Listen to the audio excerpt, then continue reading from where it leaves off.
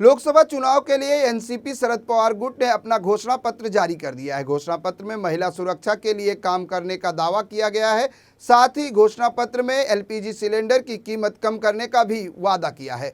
राष्ट्रवादी Congress party शरद चंद्र पवार ने अपने घोषणा पत्र का नाम शपथ पत्र रखा है, लेकिन बीजेपी ने इसे विश्व का सबसे बड़ा झूठा बताया है। कहा कि इसे खंजीरनामा यानी खंजर नाम देना चाहिए था। नागपुर में महाराष्ट्र बीजेपी के प्रदेश अध्यक्ष चंद्रशेखर बावनकुले ने कहा कि शरद पवार का शपथनामा विश्व का सबसे बड़ा झूठा है।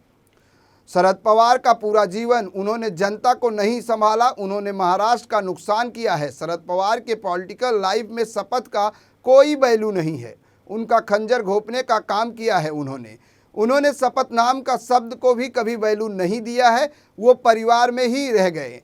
स्टेट बदल गए हैं, केंद्र भी बदल गए, लेकिन शरद पवार आज भी वैसे के वैसे हैं। वो अपने परिवारवाद की राजनीति में ही सम्मिलित हैं।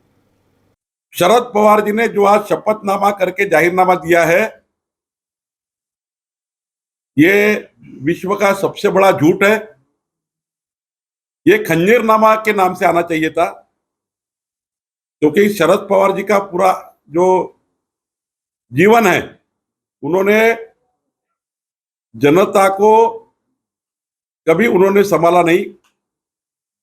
उन्होंने उनके पूरे कार्यकाल में सरदारों की पार्टी बनाई और कभी भी उन्होंने महाराष्ट्र की हित की बात नहीं की। कृषि मंत्री होने के समय में उन्होंने कभी भी देश के कृषि मंत्रालय का कोई भी फायदा महाराष्ट्र को नहीं किया।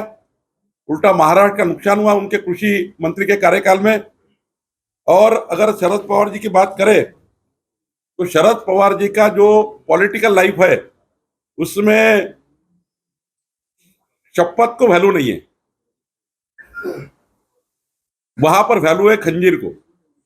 उन्होंने 1977 में जब आनी बानी खत्म हुई थी, उस समय कांग्रेस पार्टी टूट गई थी।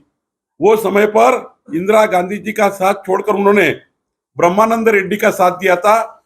ऐसा पवार साहब का खंजीर घोंपने का उनका पूरे जीवन का अनुभव आपको दिखेगा। सामने आप जाएंगे तो 1978 में मुख्यमंत्री वसंतदादा पाटिल को उनके पीठ में खंजीर खोपकर वसंतदादा की सरकार उन्होंने गिराई थी। आगे अगर हम जाए तो 1980 में 40 एमएलए फोड़कर पुलोत की सरकार बनाई। बाद में पुलोत की सरकार गिराई और खुद मुख्यमंत्री बन गए। 88 में फिर कांग्रेस पार्टी में चले गए। फिर दोबारा 1919 में राष्ट्रवादी कांग्रेस तैयार की, फिर कांग्रेस के पीठ में खंजीर खोपा। आगे गए 2019 में फिर एक बार अजीत दादा को टारगेट बनाया, परिवार को भी नहीं छोड़ा। ऐसे शरद पवार जी शपथनामा लेते हैं। ये कोई महाराष्ट्र सुनने वाला नहीं है। शपथनामा ये पवार साहब का जो जाहिरनामा है, इसको महाराष्ट्र विश्वास नहीं करेगा, क्योंकि उनके जीवन का पूरा अगर सार देखेंगे, उन्होंने कभी शपथ नाम की शब्द को वैल्यू नहीं दिया है। शपथ नाम को कभी उन्होंने आगे नहीं लेके गया है। शपथ नाम का शब्द शरद पवार जी के लाइफ में कभी भी नहीं है।